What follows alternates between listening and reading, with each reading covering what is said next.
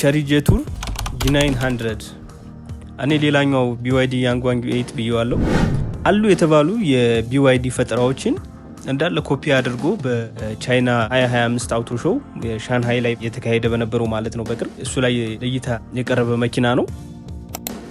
ኦልሞስት በሚባል ደረጃ የBYD ያንጓንግ 8ን ይዟቸው የመጣውን አዲስ ነገሮች በሙሉ ኮፒ አድርጎ ነው የመጣው። እኔ ተማሪ ብቻ ይመስለኝ ነበር የሚኮርጀው ለካ በዚህ ሌቭልም ይኮረጃል። ለማንኛውም እስኪ ቪዲዮዎቹን እንያቸው። አንደኛው ኮፒ ያደረገው ነገር እንደሚታወቀው ያንጓንግ 8 ውሃ ላይ ያለ ክንፍ ሲሄድ አይተናልና በኢመርጀንሲ ጊዜ ላይክ ጎርፍ ምናምን ሲከሰት ለዛ ፐርፐስ ተብሎ ለ30 ደቂቃ ያክል 3 ኪሎ ሜትር በሰዓት እየሄደ ውሃ ላይ ሲንሳፈፍ ያየንበት ሁኔታ አለ።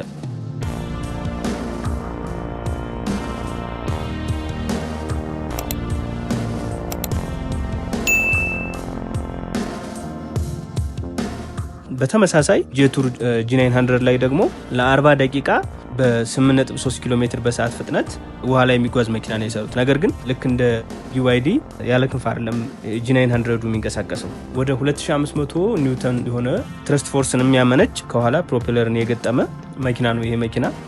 በዛ አማካኝነት ነው ውሃ ላይ እየቀዘፈ የሚሄደው ማለት ነው።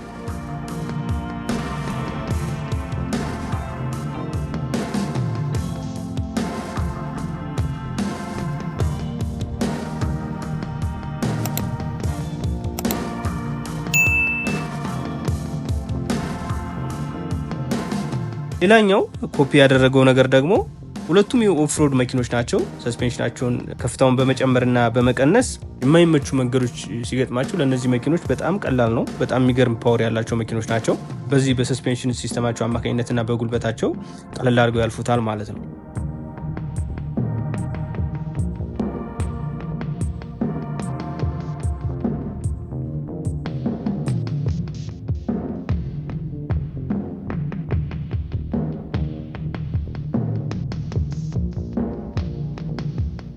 BYD እንደሚታወቀው E4 ፕላትፎርም የሚባል ኢንቬንሽን አለው ያንጓንጎች ላይ የሚጠቀመው።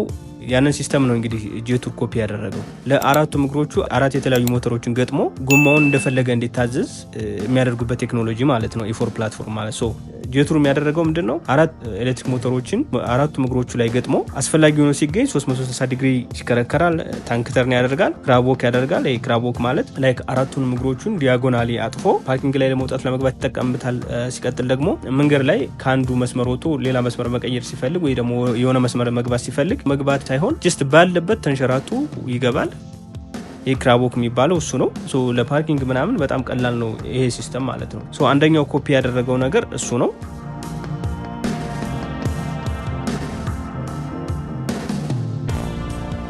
BYD ያንጓንግ 8 ፕላጊን ሃይብሪድ ነው። ፕላስ ኤክስቴንድ ሬንጅ የሚባለውን የፓወር ሲስተም ነው የሚጠቀመው።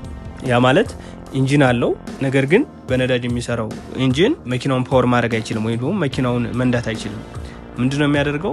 ስራው ልክ እንደ ጄኔሬተር በቃ የጄኔሬተር ስራ ነው የሚሰራው። የኤሌክትሪክ ባትሪውን ቻርጅ በማድረግ ዘን ኤሌክትሪክ ሞተሮች ስለሆኑ አራቱ እግሮች ላይ ያሉት በኤሌክትሪክ ባትሪው አማካኝነት ነው መኪናው ፓወር የሚሆነው ማለት ነው። ያ ነው ኤክስቴንድድ ሬንጅ የሚባለው። ዳይሬክት ኢንጂኑ መኪናውን ፓወር ማድረግ አይችልም፣ ነገር ግን ባትሪውን ቻርጅ ያደርጋል። ያለምንም ሀሳብ ለረጅም ኪሎ ሜትሮችን ለመጓዝ እነዚህ መኪኖች የኦፍሮድ ናቸው፣ ትልቅ አቅም ያላቸው መኪኖች ናቸው። ስለዚህ የሚያደርገው ምንድነው? ኢንጂኑ እንደ ጄኔሬተር ባትሪውን ቻርጅ ማድረግ ነው ስራው ማለት ነው።